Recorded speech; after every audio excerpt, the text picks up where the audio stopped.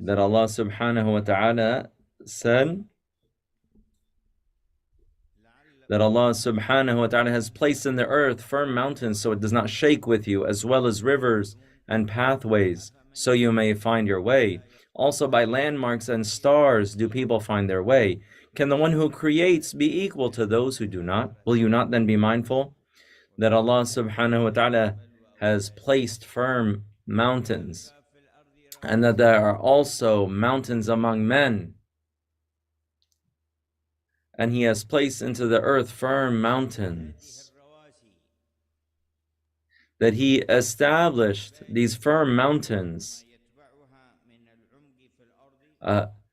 these things that hold the earth together, and these pillars that hold the earth together, and He fashioned and organized around that the stability of the earth, and that it does not shake and be shaking abruptly for those who live on the earth.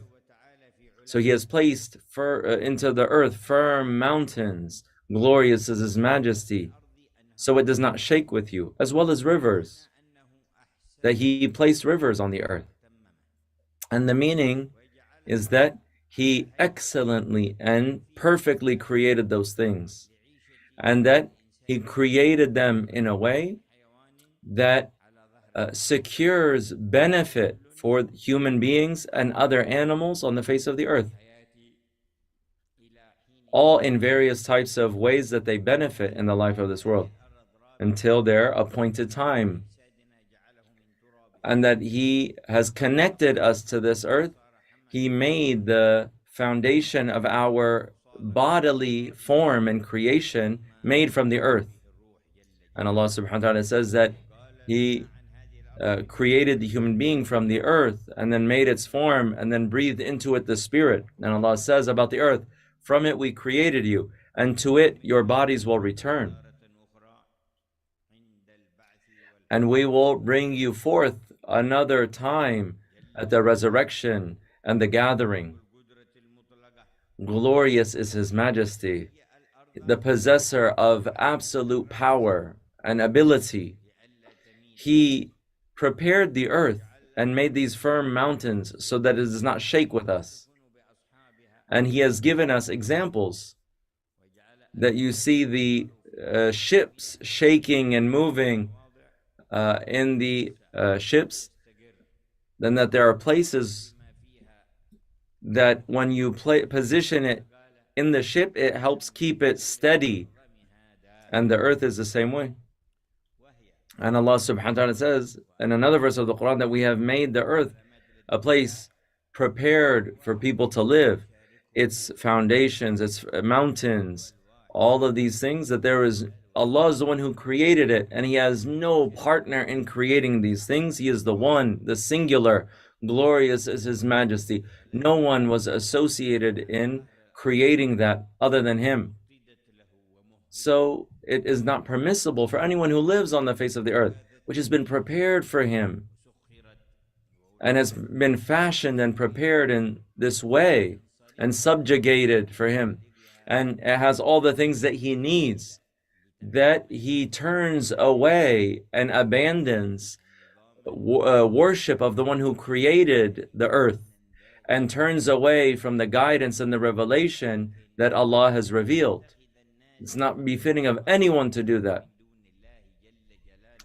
But rather, people take one another as partners or gods besides Allah subhanahu wa ta'ala. And this takes them and diverts them from the straight path, and takes them into harm and toil in the life of this world, and punishment in the hereafter. And Allah says, say to the people of the book, come to an upright common word between us and you, that we only worship Allah and we do not take anything else as gods besides Allah. And O Muslims, we cannot replace the worship of Allah with worshipping anything other than Him, nor do we prefer anyone's teachings over Allah's teachings and His way and his guidance that he revealed to the Prophet Muhammad sallallahu alaihi wasallam. He has placed into the earth firm mountains so it does not shake with you, as well as rivers and pathways, so you may find your way. You go from one valley to another, and from one place to another, from a village to a city, and from cities into the wilderness, and from one town to another. So he has made pathways, so you may find your way. What he has made for you out of these blessings and these provisions and the pathways, that these benefit you in the short life of this world, and which takes you and it guides you to the reality for which you were created, which is that you are created and you have an exalted creator who has created you for a purpose, to worship him and to know his oneness and to act in accordance with his sharia. And also by landmarks that guide you as well. And you're traveling, you're journeying in the physical world and also spiritually. And that he has subjugated for you and decreed. He has made these things, these signs.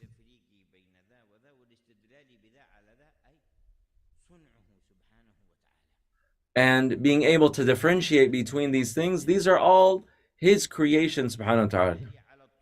So he has made for us ways of finding our way in the pathways, whether it's certain mountains or some trees, rather, even certain winds. If we learn and we follow the secrets and the ways of the winds and which direction they come from and which direction they point towards and what indications they have and what give us proof that the path is this way, that or in the way that Allah has in the world, his sunnah in the world, is that they indicate these different things, that he has given us signs and proofs even with the stars and the planetary bodies, the sun differentiating between the east and west, even the signs of different colors, the different colors of mountains, the different colors of the earth, and that there are some mountains that are white and red and some that are black. And then you see from people and animals and other creatures that they are also of varying colors. All of these things are signs that Allah subhanahu wa ta'ala has fashioned things this way. And had he not fashioned it this way, you would not be able to differentiate from one thing from the other, and nor find guidance neither in your physical, worldly pathways, nor in your spiritual pathways. You would not be able to secure various benefits. But Allah subhanahu wa ta'ala, he fashioned things according to this particular way and made these things landmarks and signs so that people can find their way.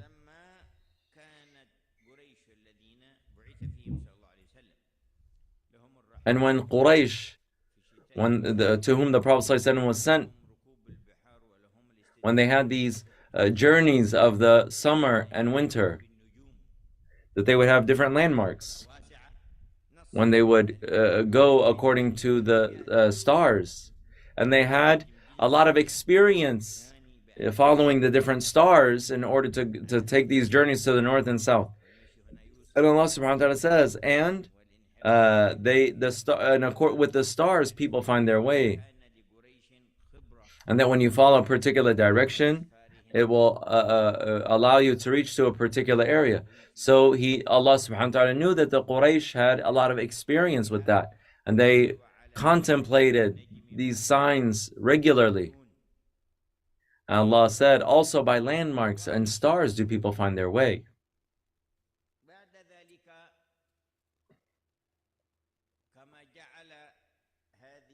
And following that,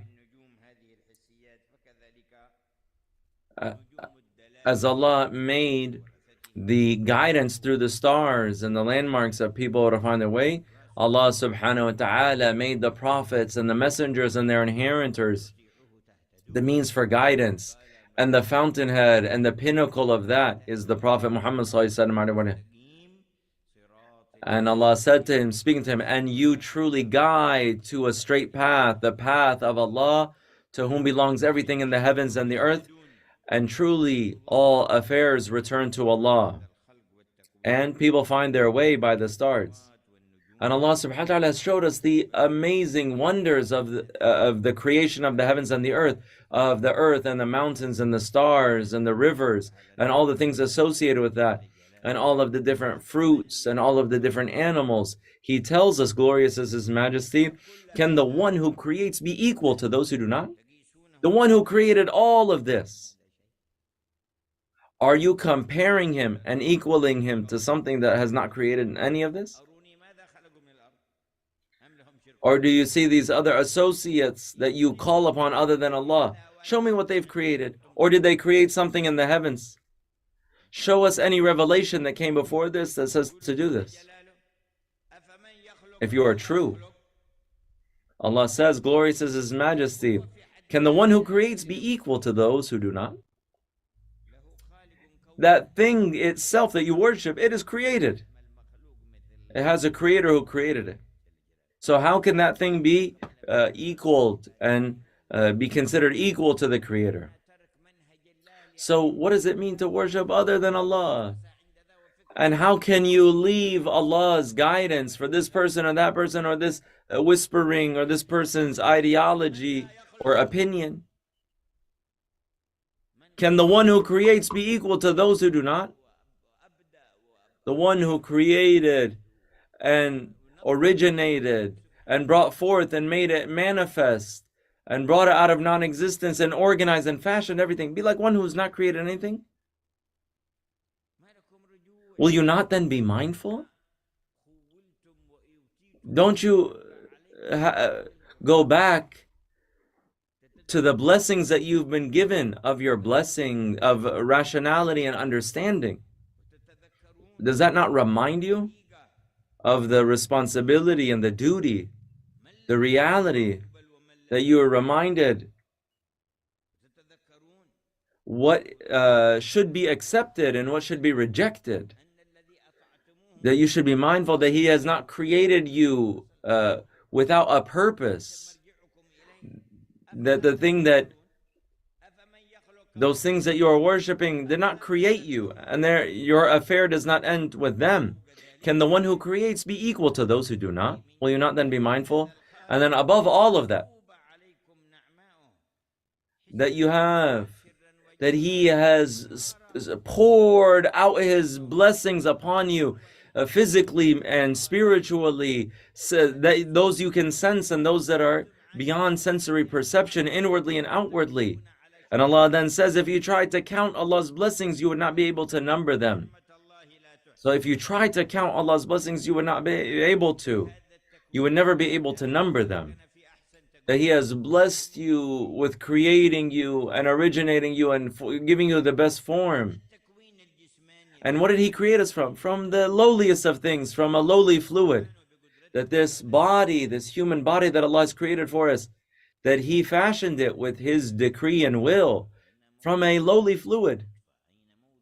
Where are the bones in that lowly fluid? Where's the hair in that fluid? Where's the blood in that fluid? Where is the flesh in that fluid? Where is hearing and sight in that fluid? But He gave you hearing and sight and flesh and blood and hair and bones. How? This is the exaltedness of the Creator. La ilaha illallah.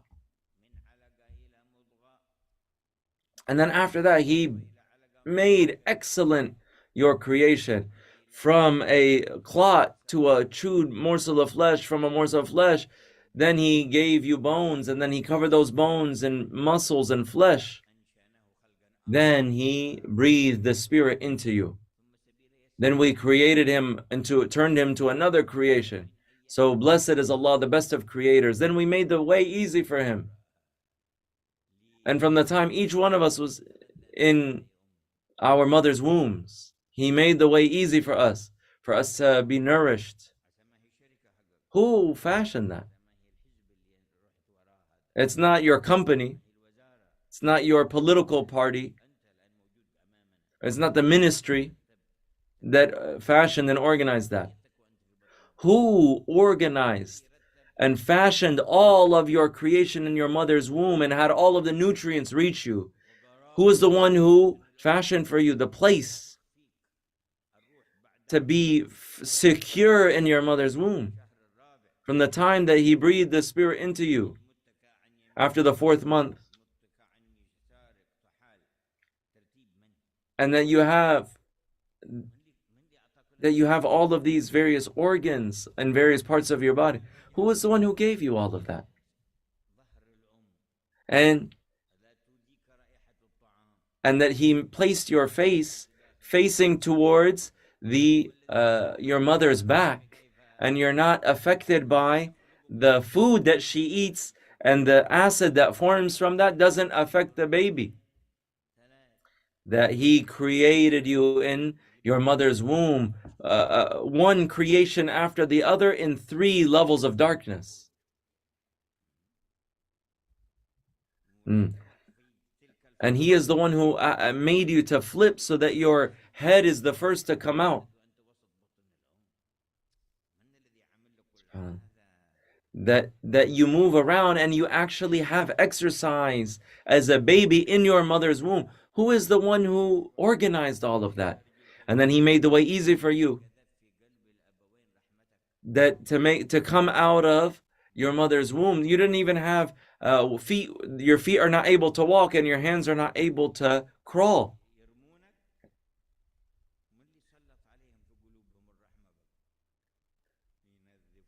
And that your parents took care of you. If they wanted, they could have put you to the side or allowed you to die or killed you. But who is the one who subjugated that love within your hearts, that they care for you and feed you and clothe you? Who organized all of these blessings? And you came out and you had hearing. Where did that come from? And sight, where did that come from? These are immense signs that you have things in your brain and your nerves, things in your hearing and sight and your tongue. And that he changed you from one phase to the next.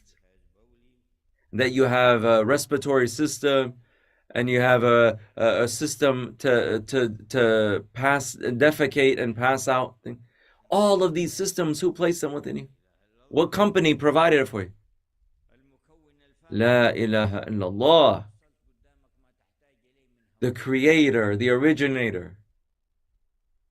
And that you find before you all that you need of air to breathe in this place. That he filled the earth with oxygen that you need.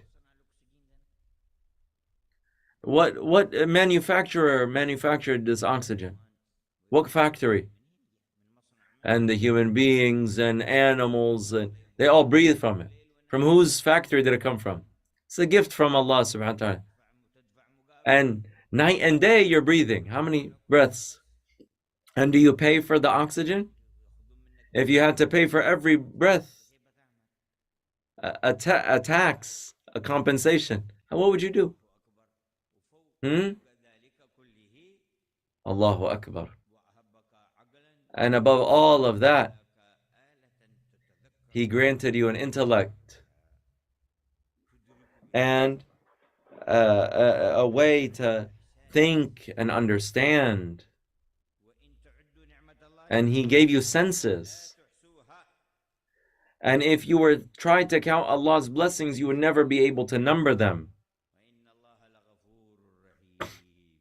And that the human being is ever wrong, constantly doing wrong, and Allah subhanahu wa ta'ala is all forgiving, most merciful. If you try to thank Allah just for the blessing of bringing you into existence, your entire life you would not be able to compensate for the blessing of being brought into existence. The Prophet ﷺ gave us an example of one of the worshippers from Bani Israel. He worshipped Allah for 500 years. Not like our worship. For 500 years he was worshipping Allah, that he was standing constantly and dedicated the entirety of his life to worshipping Allah and didn't disobey Allah. Then Allah tells him on the day of resurrection, enter my servant into paradise by my mercy. He said, my Lord, by my actions. I worship 500 years of glorifying Allah and prayer. He said, enter him into paradise through my mercy. He said, but my Lord, my actions. And then Allah subhanahu wa ta'ala says, judge him according to his actions. So then they take the blessing of eyesight and all of the various receptacles and nerves and all of the things in the eye. And then they took the worship of the first year, the second year, the third, 500 years, weighing it against the blessing of eyesight, and it did not even compensate for the blessing of eyesight.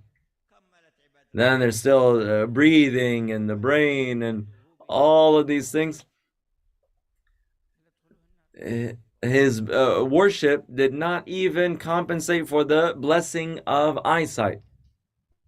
Then he started saying, my Lord, enter me into paradise through your mercy. And Allah subhanahu wa ta'ala says, enter my servant into paradise, and what an excellent servant he is. And Allah subhanahu wa ta'ala, he praised him, and in reality, that servant had nothing in comparison to Allah's blessings. So, this is a sign that if a person worships Allah, that he can never use that as something that as a favor that he shows to Allah subhanahu wa ta'ala. All of the favor and all of gratitude is to Allah subhanahu wa ta'ala. Allah subhanahu wa ta'ala says, do not say that your entry into Islam is a favor to me, but Allah subhanahu wa ta'ala is the one who bestows the favor of Islam upon you. Now, if you tried to count Allah's blessings, you would never be able to number them. Surely Allah is all forgiving, most merciful. And Allah knows what you conceal and what you reveal. So if you had an intellect, then you should be aware that Allah subhanahu wa ta'ala sees all. He knows what you conceal and what you reveal. It's a knowledge that is all-encompassing.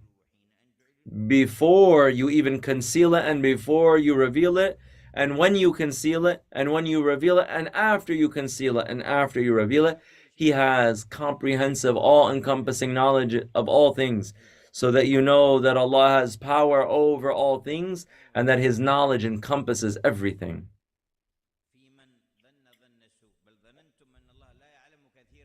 And Allah says that they have a misunderstanding. They think that Allah does not know much of what you do, and that is your misunderstanding. This is a false belief of denying Allah subhanahu wa ta'ala's awareness of all things, even the subtle things. So then those people are losers and their end will be the fire, and we seek refuge in Allah from that. And if you try to count Allah's blessings, you will never be able to number them. Surely Allah is all forgiving, most merciful. And Allah knows what you conceal and what you reveal. Your state with people who did not create you. You hide what you conceal, but Allah subhanahu wa ta'ala knows what you conceal.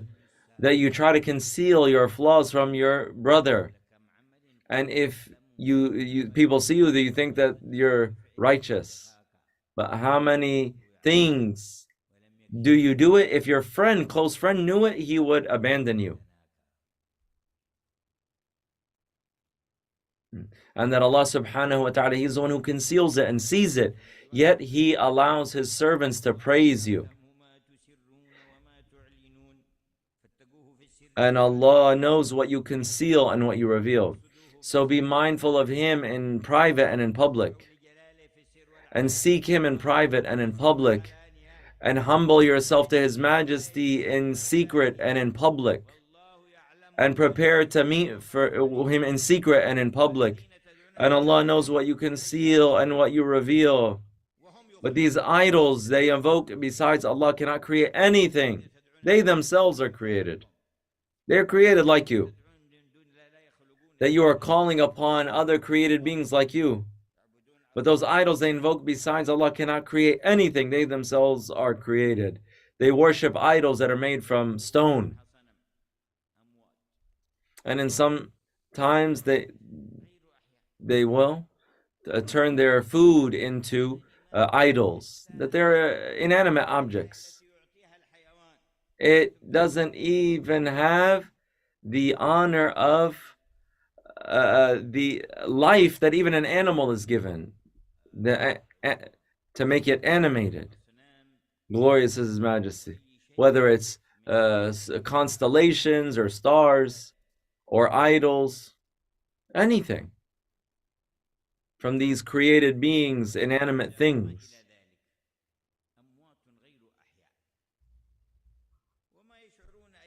And different devices and so forth, that they are dead, not alive. Without a no. That they have no senses, no sensory perception, so that you can give them a compensation. So what's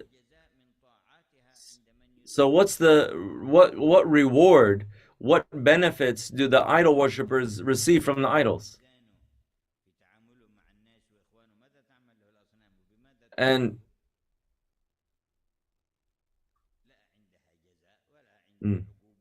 and what if a person makes mistakes and has an imbalance even in his dealings with other people? The idols cannot in any way compensate or punish. But the Lord, who knows all things and His knowledge encompasses all things, He is the one who grants you the reward and judges you and reckons. And Allah knows what you conceal and what you reveal. But those idols they invoke besides Allah cannot create anything. They themselves are created. They are dead, not alive, not even knowing when their followers will be resurrected. They don't know when you're going to die, when you're going to be resurrected. They're not going to give you any reward or judge you for anything. Your Lord is one. Your God is only one God. Your Allah is only one God. So He has called us to unifying Him, so all praise belongs to Him. As for those who do not believe in the hereafter, their hearts are in denial and they are too proud. Those who were stubborn, those who deviated from listening with excellence and using their intellect properly, they denied the hereafter. And if they deny the hereafter,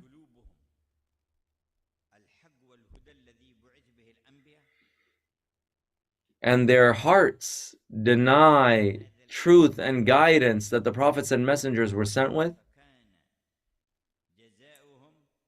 this arrogance overtakes their hearts. So their reward and their compensation is to be everlastingly in the fire, and we seek refuge in Allah, blessed and exalted, from that.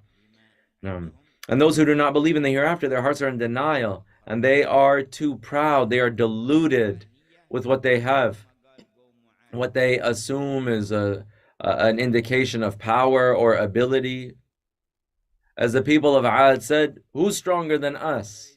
And the people of Nimrud said, I'm the one who gives life and gives death. And Pharaoh said, I am the king of Egypt, and these rivers flow at my feet. And he said, I am your exalted Lord, and there's no God except me. And they said all of these various statements.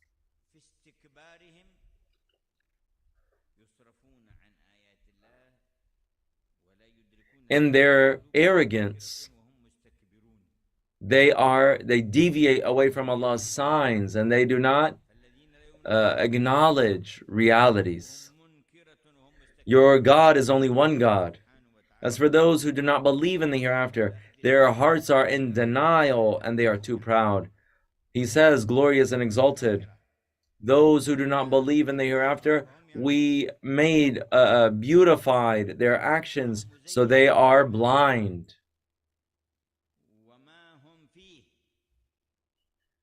their actions, their deeds in this world, they seem beautiful to them. And what they do, they are deluded by that. So they are blind. They're in a state of blindness. They deceive one another.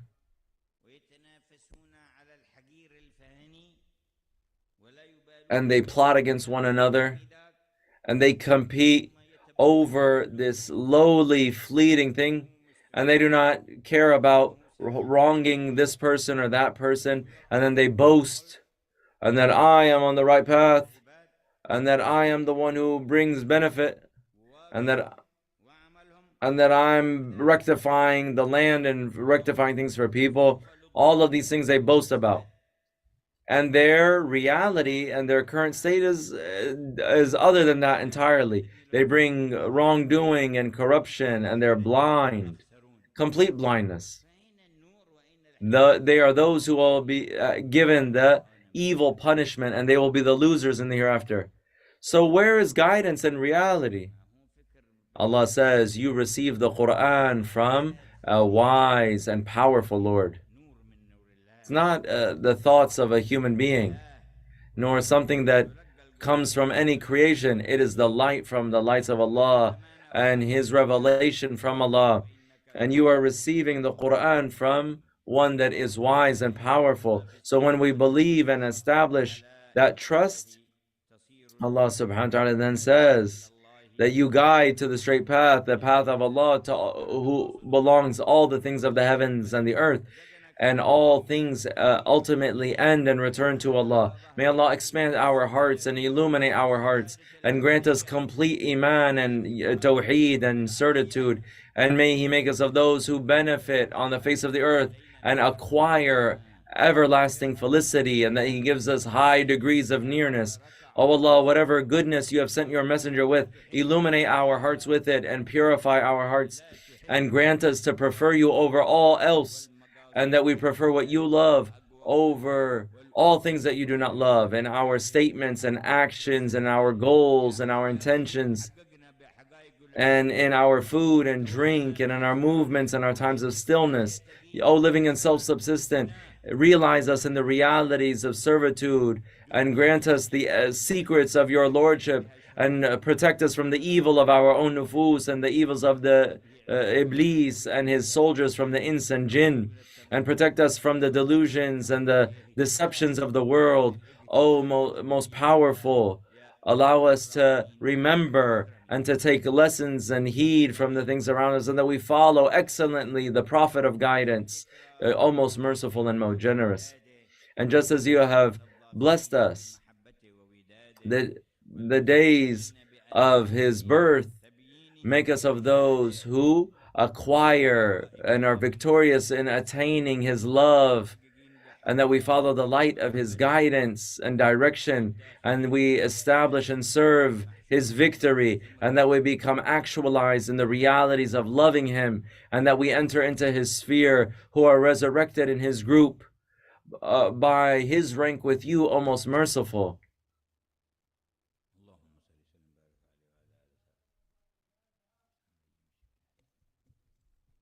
وإلى حضرة النبي سيدنا محمد صلى الله عليه وآله وسلم. الفاتحة. بسم الله الرحمن الرحيم.